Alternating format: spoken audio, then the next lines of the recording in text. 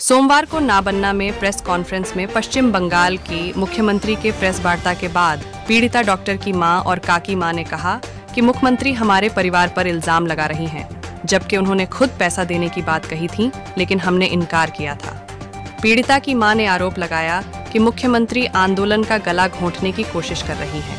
आंदोलन का उसी तरह गला घोंटना चाहती हैं जैसे मेरी बेटी का गला घोंटा गया, सबूत मिटा दिए गए। একদম মিথ্যে কথা বলেছেন উনি। টাকার অফার তো দেওয়াই হয়েছিল, কিন্তু সেটা তো মুখ্যমন্ত্রীই মিথ্যে কথা বলছেন। উনি তো বলছেন পরিবার টাকা চেয়েছিল, কখনো চাইনি, বরং উনি বলেছিলেন আপনার মেয়ে তো একটা পাবে, ওটা দিয়ে মেয়ের স্মৃতির জন্য কিছু বানিয়ে রাখবেন। আমি বলেছিলাম দিদি তখনই নেব যখন আমার মেয়ে বিচার পাবে এবং দোষীদের সাজা হবে, তখন আমি নিজে গিয়ে আপনার দপ্তর থেকে নিয়ে আসবো। এটাই উনি বলেছেন যে কোনো টাকার অফার করা হয়নি। না, টাকার অফার তো অবশ্যই করা হয়েছে।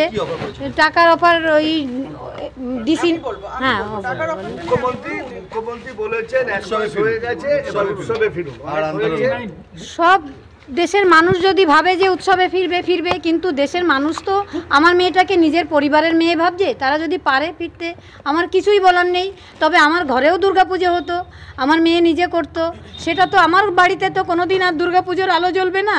আমার ঘরের প্রদীপ নিভে গেছে, আমি কি করে মানুষকে বলবো উৎসবে ফিরতে বলুন? 1 মাস হয়ে গেছে।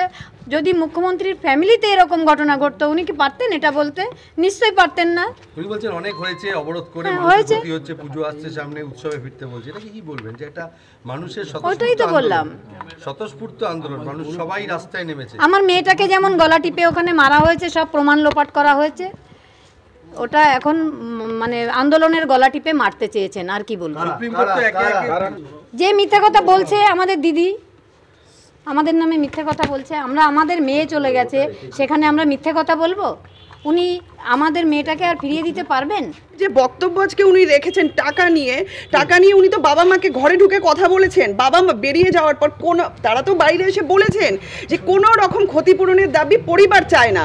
উনি প্রপোজাল দিয়েছিলেন কম্পেনসেশন একটা পায়, যেহেতু অন ডিউটি ডক্টর ছিলেন, তাই তখন আমার দাদা দিদি যারা ছিলেন তারা বলেছেন যে হ্যাঁ নেব ম্যাডাম, কিন্তু যেদিনকে আমার মেয়ে সুবিচার পাবে সেদিনকে আমি নিজে গিয়ে আপনার দপ্তর থেকে নিয়ে আসবো, এই কথাটা বলেছেন। কিন্তু তারপরে উনি বলেছেন পুলিশের তরফ থেকে কোনো টাকা দেওয়া হয়নি।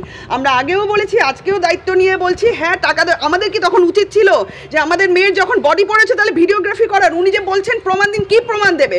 বাড়িতে এতগুলো লোকজন, তাহলে আমরা ভিডিওগ্রাফি করি, তাহলে ডিসি নোট যখন টাকাটা দিচ্ছিলেন, তাহলে এটা আমাদের ভুল হয়ে গেছে, আমাদের করা উচিত হয়নি। জানতাম না তো যে আমাদের প্রমাণ রাখতে হবে।